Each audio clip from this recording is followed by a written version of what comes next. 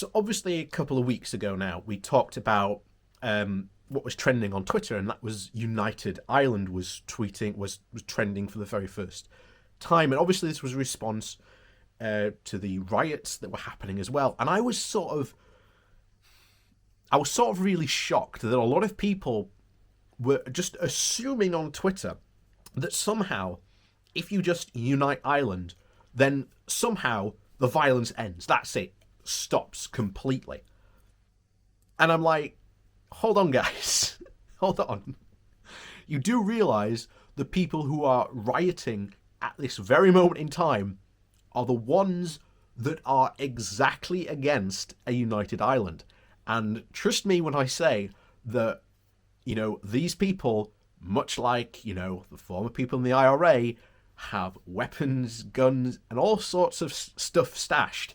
And that is going to be a massive problem, because that means then a united Ireland could indeed see a unionist terrorism on the island of Ireland. And like I say, I don't want to see that, much as I don't want to see Republican terrorism return to Northern Ireland and, the UK as a whole.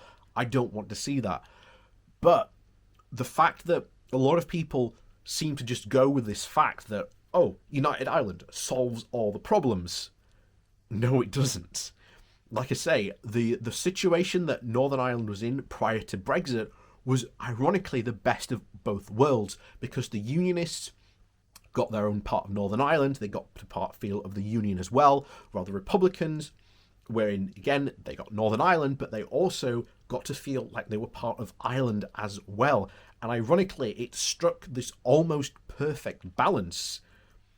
And again, the Good Friday Agreement was partly down and due to being in the single market and the customs union.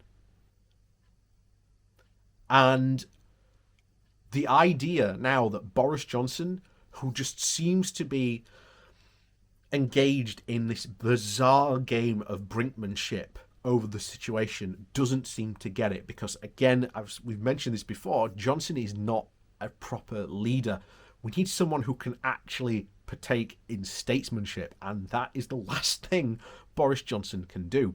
However, going back to our earlier point there about Unionists in general, I think the riots that we have seen recently show a very, very clear fact that the Unionists are just not ready for reunion, essentially. And I think there's this fantastic piece in the Irish Times that sums that all up.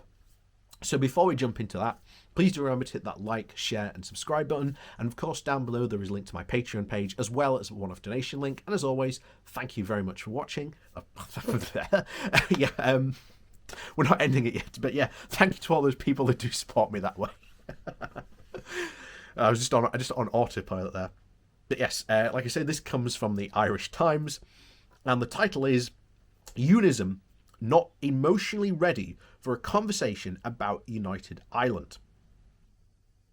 So, in 1988, on a trip to Dinsburg in what was West Germany, the SDLP politician Sean Ferran asked David Trimble what he truly wanted for unionism. Trimble's answer was simple: to be left alone. In the 23 years since Trimble's visionary leadership led to the Belfast Agreement, unionism has felt anything but left alone. Instead, it has been prodded at every turn by republicanism, which saw the Belfast Agreement as a stepping stone to united Ireland rather than as an end in itself. A united Ireland will never feel like a real possibility before vague, uncoisted, unworkable ideas of a new united Ireland based on the ludicrous socialist principles of Sinn Féin, alleged that they espouse, are airily mentioned but rarely probed, largely because the prospect seemed too remote, and so the prodding felt annoying but ultimately meaningless. In recent months, the acceptance of the inevitability of united Ireland amongst sensible politicians in the Republic has become more widespread, and as a result, threatening. Unionists like me are spooked. Listening to a Zoom seminar some weeks ago, I was struck by the intellect and accuracy and mercurially of Fianna Fáil's Jim O'Callaghan, and intrigued by his thoughtful proposals of how a united Ireland might work, but I was also deeply uneasy. Unionists cannot fault Republicans for fleshing out the idea of a united Ireland, can they? Surely it's the responsible thing to do. This meat on the bone is what has been missing from the debate, and particularly from integrating a northern economy so reliant on the public sector spending with the republics. And what would the governance of the new Ireland actually look like? Would the new Ireland rejoin the European Union as a new nation, thus surging the 56% of the people in Northern Ireland who voted Remain? The numerous political leaders espousing a united Ireland on the recent Claire Bryan Live programme engaged with these questions thoughtfully and explained how unionism and indeed republicanism should not be inflexible. So far, so reasonable. Except it isn't, because the key tenet of unionism is, in its essence, is its complete inflexibility.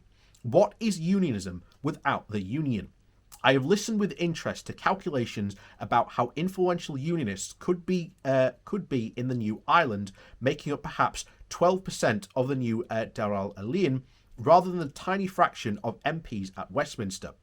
But what is the point of being influential in a new country whose very existence is at odds with your fundamental belief? Many fail to recognise this key point. And with that inflexibility comes the fear, and even mild engagement with the figure such as O'Callaghan and his nascent plans is, in fact, a betrayal of unionism, because, quite simply, unionism is not emotionally ready for a conversation about a united Ireland. No amount of cajoling, calculation and reasonableness will change that, at least not at the moment. Not since the Belfast Agreement have unionists in Northern Ireland felt more than under siege. Many, including Trimble, feel that Northern Ireland Protocol was the ultimate abandonment of Northern Ireland, in concept and in actuality, by London. An economic united Ireland now exists in many unionist minds, and with it, the accompanying erosion of their cultural identity. Northern Ireland, to those who believed Thatcher's insistence originally, is no longer as British as Finchley, and the ability of such a fearful statement to unite the petrol bomb wielding youths in West Belfast with the knitwear-clad gents pottering around the garden centres is rare as it is dangerous. For many loyal to Britain, this feels very one way in the context of the protocol. Couple this with the very reasonable prospect of a Sinn Féin Prime Minister and the First Minister by 2025. And the crisis of leadership within the Union, and the feelings of desperation and being boxed in to start to mount. If Scotland falls, the Union is fundamentally changed. Indeed, what is the Union at that point? Is Northern Ireland the next domino?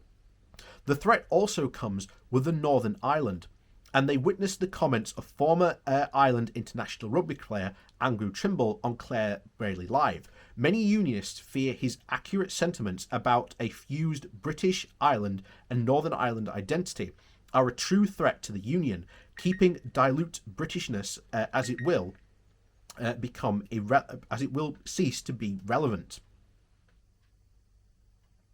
The others in the middle are somewhat convincible and less constrained by emotional ties to the Unionists have to Britain, but more possibly persuadable in terms of what change would actually mean, especially for their wallet. The fear is that it is Andrew rather than David Trimble who is mainstream now, and so for many, the need to understand pure unionism and the Britishness of the north of the border perhaps feels even less relevant, compounding the problem. Ignore them and they will go away. The gulf in understanding as to why unionists are unionists and their emotional state at the moment needs to be bridged, not just south of the border, but also in London and Brussels. A key player may well return out to be Sue Gray, who has been appointed the second permanent secretary at the Cabinet Office in London. She will lead the union and the consultation. Gray has been the permanent secretary for Northern Ireland's Ministry of Finance for the past 3 years. She understands Northern Ireland and Unionists like few in Whitehall. Gray will be very well aware of this bewilderment and this desperation and frustration of being misunderstood, even on a basic level, so that many Unionists feel for those born south of Belfast and the east of it.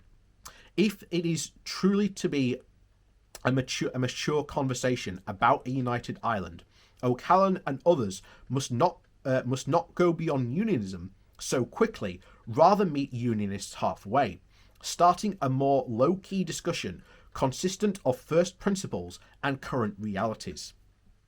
So I think that sets it out very, very quickly.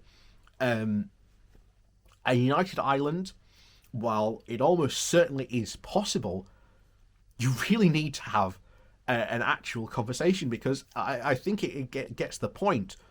So many people in Northern Ireland are tied to this unionist identity. And if you unite Ireland, what is a unionist without the union? There are huge questions, and don't get me wrong, huge questions that need to be answered and asked, because the last thing that I would want to see is a united Ireland that ends up with, even more problems than potentially what we have been seeing going on recently in Northern Ireland. And that is still a very real possibility. There is a lot, especially in the UK, and not so very much Ireland, but maybe around the world as well. For obviously, it was a Twitter conversation, so sometimes you can't get an accurate picture of where these people are tweeting from. But the idea that just a united Ireland would just somehow solve magically all these problems in like one fell clickety-click sweep, it's not going to solve the problem. There are questions and problems that will need to be solved, and I don't have the answers. I certainly don't have the answers, and I'm not ever claiming to. But as the point was made out there, you need to start to have serious, mature conversations. And just remember, was it a couple of months ago now, we read the guy from the Irish Times who basically said there would probably be a border poll within the year. I thought, maybe, a bit sketchy, but the more I think about it and what's happened very recently since we went over that, the more likely he could be very right about that. So, as always, thanks for watching. Please do remember to hit that like, share, and subscribe button. And of course, down below there is a link to my Patreon page and a one-off donation link called Buy Me a Coffee, where you can buy me coffee. And as always, thanks for watching, and we'll see you all next time.